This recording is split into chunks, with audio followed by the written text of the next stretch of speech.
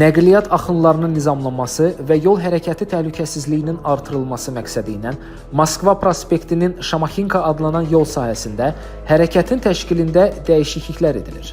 20 yanvar küçəsinin Moskva prospekti və Asif Məhərrəmov küçəsi arasındakı hissəsində iki yol sahəsi mövcud olduğuna baxmayaraq, biri istifadə olunmadığından kəsişmənin tutumu və buraxıcılıq qabiliyyəti aşağı düşür.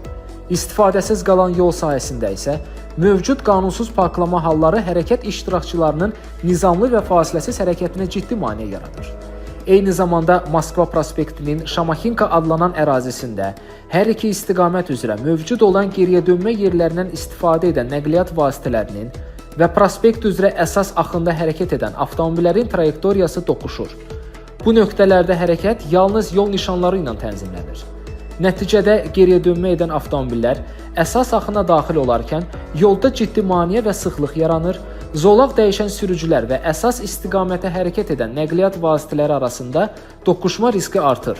Pik saatlarda isə prospektin bu hissəsində axın sürəti əhəmiyyətli dərəcədə azalır. Layihə hazırlanarkən rəqəmsal əkiz üzərindən simulyasiyalar aparılıb.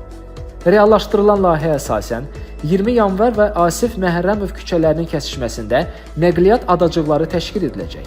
Beləliklə, 20 yanvar küçəsinin Moskva prospekti və Asif Məhərrəmov küçəsi arasındakı və ona paralel hissədə birtərəfli hərəkət təmin olunacaq.